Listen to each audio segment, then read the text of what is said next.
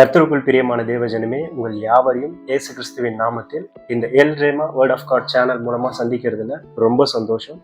என்னுடைய பேர் சசி ஜேசன். இந்த சேனல் உங்களுக்கு பிடிச்சிருந்தா லைக் பண்ணுங்கள், ஷேர் பண்ணுங்கள், சப்ஸ்கிரைப் பண்ணுங்கள். பக்கத்தில் இருக்கிற பெல் ஐக்கானை கிளிக் பண்ணுங்கள். அப்போ தான் நம்ம போடுற வீடியோ உங்களுக்கு உடனுக்குடன் வந்து சேரும்.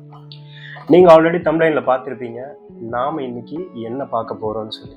எஸ், ஈஸ்டர் பண்டிகையை பற்றி தான் நம்ம பார்க்க போகிறோம். இதில் புதுசாக சொல்ல என்ன இருக்குது? இது கிறிஸ்தவர்களுடைய பண்டிகை. இயேசு உயிர் தெழுந்ததற்காக நம்ம வருஷம் கொண்டாடுறோம். இதுக்காக 40 நாள் உபவாசம் இருக்கிறோம். நான் உபவாசம் இருக்கிறத பற்றி தப்பாக சொல்லலை, ஆனால் இந்த 40 நாள் உபவாசத்தை பற்றி நிறைய பேர் நிறைய கணக்குகளை சொல்கிறாங்க. இயேசு 40 நாள் வனாந்தரத்தில் உபவாசம் இருந்தார். மோசே சீனாய் மலையில் 40 நாள் உபவாசம் இருந்தார். எலியா இருந்தார். இதெல்லாம் வச்சு தான் இந்த 40 நாள் உருவாக்கப்பட்டது அப்படின்னு சொல்கிறாங்க. ஆனால் உண்மை அது இல்லை. ஒரு தப்பை நம்ம தொடர்ந்து செஞ்சுக்கிட்டே வரதால அது சரியாகிடாது. எத்தனை வருஷமாக செஞ்சாலும் தப்பு தான். ஈஸ்டர் பண்டிகையை பற்றி நம்ம தெரிஞ்சுக்க வேண்டிய பல காரியங்கள் இருக்குது. 3 காரியங்களை நம்ம பார்க்கலாம். ஃபர்ஸ்ட், எதுக்காக நாம் இந்த ஈஸ்டர் பண்டிகையை பற்றி தெரிஞ்சுக்கணும். செகண்ட், இந்த ஈஸ்டர் பண்டிகை யார் உருவாக்குனாங்க. தேர்ட், இந்த ஈஸ்டர் பண்டிகை எதுக்காக உருவாக்குனாங்க. ஃபர்ஸ்ட், எதுக்காக நம்ம இந்த ஈஸ்டர் பண்டிகையை பற்றி தெரிஞ்சுக்கணும். குறிப்பாக கிறிஸ்தவர்கள் ஏன் இந்த ஈஸ்டர் பண்டிகையை பற்றி தெரிஞ்சுக்கணும். காலங்காலமாக ஒருத்தவங்க ஒரு சில காரியங்களை செஞ்சுக்கிட்டே வராங்கன்னா அதுக்கு பின்னாடி என்ன நடந்திருக்கு, இது நம்ம செய்யலாமா வேணாமா, வேதத்தில் இதை செய்ய சொல்லி போட்டிருக்கா இப்படின்னு சொல்லி அநேக காரியங்களை நம்ம யோசிச்சு பார்க்கணும். வேதத்தில் அப்படி எதுவும் இல்லை அப்படின்ற பட்சத்தில் இது ஏன் இந்த உலகத்துக்குள்ள வந்தது அப்படின்னு சொல்லி நம்ம தெரிஞ்சுக்கணும். அப்படி தெரிஞ்சுக்கிட்ட சில காரியங்களை தான் நம்ம அடுத்தடுத்து பார்க்க போறோம். சரி, இப்போ இந்த ஈஸ்டரை உருவாக்குனவங்க யாரு, இது உருவாக்கப்பட்டதன் காரணம் என்ன, இதுக்கு ஏன் ஈஸ்டர்னு பேர் வந்தது, அந்த 40 நாள் உபவாச கணக்கு என்ன.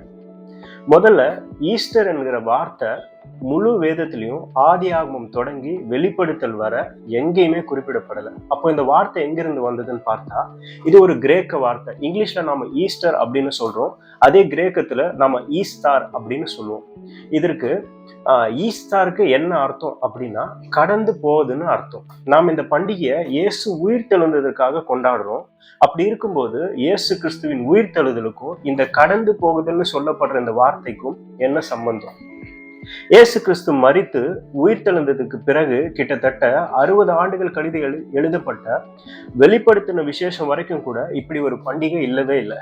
அப்படின்னா இந்த வார்த்தை எப்போதான் வந்தது, இந்த பண்டிகை என்ன அப்படின்னு பார்க்கும்போது ஈஸ்டர் என்ற வார்த்தை ஈஸ்தார் என்ற அசிரிய வார்த்தையிலிருந்து வந்த ஒரு கிரேக்க வார்த்தை. அப்போ ஈஸ்தார்னா என்னன்னு சொல்லி பார்க்கும்போது அசிரிய சாம்ராஜ்யத்துல அவங்க வழிபட்டு வந்த ஒரு பெண் தெய்வத்துடைய பெயர் தான் இது.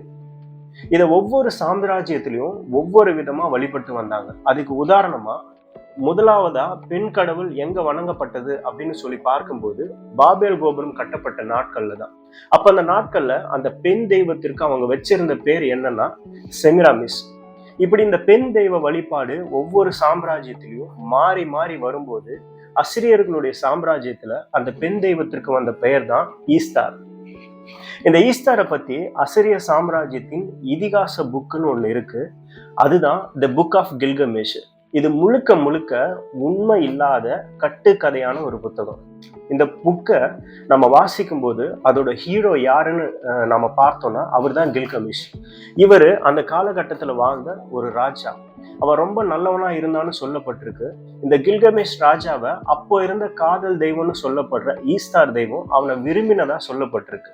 இந்த தெய்வத்தோட விசேஷம் என்னன்னா, அந்த தெய்வத்தை யாரெல்லாம் கல்யாணம் பண்ணிக்கிறாங்களோ அவங்க எல்லாம் இறந்து போயிடுவாங்க, அப்படி இல்லைன்னா கொல்லப்படுவாங்கன்னு சொல்லப்பட்டிருக்கு. இந்த விஷயம் தெரிஞ்ச கில்கமேஷ் அவளை திருமணம் செய்ய பயப்படுறான். திருமணம் செஞ்சுக்க மாட்டேன்னு சொல்லி மறுத்துடுறான். இதனால அவங்க 2 பேருக்குள்ளேயும் சண்டை வருது. இப்படிதான் அந்த கதை போகுது. இந்த புத்தகத்துல இன்னொரு சாப்டர் வருது. அதுல இந்த ஈஸ்தார் தெய்வத்துக்கு ஒரு மகன் இருக்கிறான். அந்த மகனே பின் நாட்கள்ல அந்த ஈஸ்தார் தெய்வத்துக்கு கணவனா மாறுறான். அந்த கணவனுடைய பெயர் தான் தம்மூஸ். இந்த பெயரை நம்முடைய வேத புத்தகத்துல எங்கேயும் படிச்ச மாதிரி இருக்கலான்னு அப்படின்னு நீங்க யோசிக்கலாம். நீங்க நினைச்சது உண்மைதான். நம்முடைய வேதத்துல இதை பத்தி தெளிவா சொல்லி இருக்கு. எசேக்கியேல் 8:14. என்னை கர்த்தருடைய ஆலயத்து வடக்கு வாசலின் நடையிலே கொண்டு போனார்கள். இதோ அங்கே தம்மூசுக்காக அழுது கொண்டிருக்கிற ஸ்திரீகள் உட்கார்ந்திருந்தார்கள். அவர்கள் தம்மூசுக்காக அழுதாங்கன்னு சொல்லப்பட்டிருக்கு.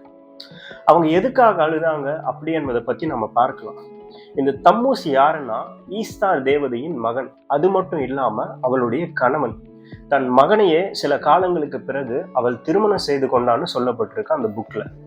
இந்த தம்மூஸ் தன்னுடைய 40வது வயதுல ஒரு வேட்டைக்கு போகும்போது அங்க இருக்கக்கூடிய சில மிருகங்களால அவன் கொல்லப்படுறான். இதனால அவன் இறந்து போறான். இதை கேள்விப்பட்ட ஈஸ்தார் அவருடைய சடலம் இருக்கக்கூடிய அந்த இடத்துக்கு போறாங்க. போனவங்க அங்க ஒரு ஸ்டேட்மெண்ட் சொல்றாங்க, இவன் மரிக்கல, இவன் நரகத்துக்கு போயிருக்கான். அதனால நான் நரகத்துக்கு போய் 40 நாள் கழிச்சு தம்மூச உயிரோட மீட்டுக்கிட்டு வரேன். அது வரைக்கும் நீங்க 40 நாள் அவனுக்காக துக்கம் கொண்டாடுங்க. தம்மூச நான் வெளியே கூட்டிட்டு வர அந்த 40வது நாள் விசேஷமா கொண்டாடணும் அப்படின்னு சொல்றாங்க. இந்த தம்மூஸ் எப்படி அவன் கொண்டு வருவான்னா அந்த புத்தகத்துல சொல்லப்பட்டிருக்குன்னா 40வது நாள் முடிவுல ஒரு முட்டையிலிருந்து கோழி குஞ்சு எப்படி வருமோ அதே போல இந்த தம்மூஸ் முட்டையிலிருந்து வெளியே வருவான்னு சொல்லி இந்த ஈஸ்தார் தேவதை சொல்றாங்க. இந்த 40 நாளும் அவன் என்னெல்லாம் செஞ்சான்னு தி புக் ஆஃப் கில்கமேஷ் புத்தகத்துல சொல்லப்பட்டிருக்கு. இந்த 40 நாள் நரகத்திற்கு உள்ள போய் அவ வாசல்ல நிற்கிறா. ஆனா அந்த காவலாளி அவளை உள்ள விட மறுக்கிறான். இதனால அந்த ஈஸ்தார் அங்கேயே நின்று போராட்டம் செய்யறாங்க. இது எல்லாமே அந்த புத்தகத்துல சொல்லப்பட்டிருக்கு. இவங்க போராட்டம் பண்றத அந்த நரகத்தோட அதிபதிக்கு தெரிவிக்கப்படுது. அந்த அதிபதி ஒரு காரியத்தை சொல்றான்.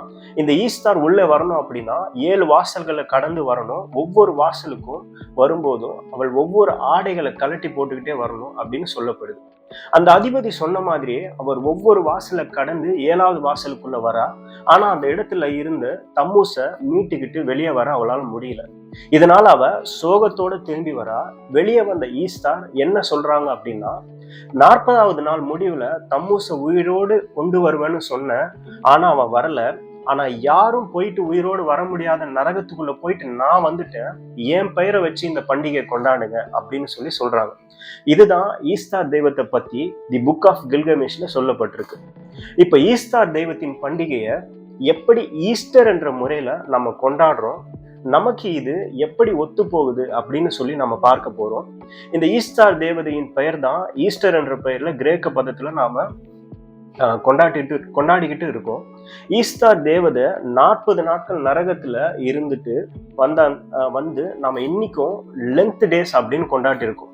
நம்ம நல்லா கவனிச்சு பாருங்க. இயேசு மரிச்சதுக்கு அப்புறம் தான் இந்த 40 நாள் துக்கம் என்பது வேதத்துல எந்த இடத்திலும் சொல்லப்பட்டதாக இல்லவே இல்லை. சிலர் சொல்றாங்க இயேசு கிறிஸ்து சிலுவையில் மரிக்கிறதுக்கு முன்னாடி துக்கத்தோடு இருந்தாரு அப்படின்னு சொல்லி. நல்லா கவனிக்கணும். இயேசு கிறிஸ்து முன்னாடி பஸ்காவை சந்தோஷமா கொண்டாடிட்டு இருந்தாரு. இயேசுவானவர் எப்போ துக்கமா இருந்தார் அப்படின்னு சொல்லி நம்ம பார்த்தோம்னா கெத்செமனே தோட்டத்துல கடைசி நிமிடத்துலதான் அவர் துக்கப்பட்டதா வேதத்துல சொல்லப்பட்டிருக்கு. அப்போ எப்படி இந்த 40 நாள் உபவாசம் கிறிஸ்துவத்துக்குள்ள வந்தது? ஒரு சிலர் சொல்றாங்க இயேசு கிறிஸ்து 40 நாள் உபவாசம் இருந்தாரு, அதனால்தான் துக்க நாளா கொண்டாடுறாங்க அப்படின்னு சொல்றாங்க. ஆனா அதை அவர் ஊழியத்துக்கு வரத்துக்கு முன்னாடி செஞ்சார். சிலுவையில போறதுக்கு முன்னாடி அவர் செய்யல. அதுக்கும் இதுக்கும் எந்த சம்பந்தமும் கிடையாது. அப்படின்னா இந்த 40 நாள் துக்கம் எங்கிருந்து வந்தது? இது கிறிஸ்தவர்களா இருக்கிற நமக்கே தெரியாது. நாம ஏதோ எல்லாரும் செய்யறாங்க, அதனால நாமும் செஞ்சுட்டு இருக்கோம். இந்த லென்த் டேஸ்ன்றது ஈஸ்டார் தேவதை பாதாளத்துல இருந்து தம்மூசை மீட்டு கொண்டு வரத்துக்காக போராடின அந்த 40 நாட்களை தான் நாம கொண்டாடிக்கிட்டு இருக்கோம். கடைசியா இந்த 40 நாள் முடிவுல ஈஸ்டார் தேவதையின் பெயரிலேயே ஈஸ்டர்னு சொல்லி நம்ம கொண்டாடுறோம். இது ஈஸ்டார் தேவதையை மட்டும்தான் குறிக்கும். இது உயிர்த்தெழுதலை பத்தி குறிக்காது. அதுக்கும் இதுக்கும் எந்த சம்பந்தமும் கிடையாது. உயிர்த்தெழுதலுக்கு இங்கிலீஷ்ல ரெசரக்ஷன் அப்படின்னு சொல்லப்பட்டிருக்கு. கடந்து போகுதலுக்கும் உயிர்த்தெழுதலுக்கும் எந்த சம்பந்தமும் கிடையாது. மூணாவதா ஈஸ்டர் எக்னு சொல்றோம். இயேசு கிறிஸ்துவின் உயிர்த்தெழுதலுக்கும் இதுக்கும் எந்த சம்பந்தமும் கிடையாது. உண்மையை சொல்ல போனா தம்மூஸ் முட்டையை உடைச்சிக்கிட்டு தான் வெளியே வருவான்னு சொல்லிதான் நம்ம கொண்டாடிக்கிட்டு இருக்கோம். இன்னும் சொல்ல போனா ஒரு இடத்துல ஆண்டவர் எரேமியாவிடம் சொல்றாரு, என்னுடைய தேவாலயத்தின் அருவருப்புகளை பார்த்தாயான்னு சொல்லி.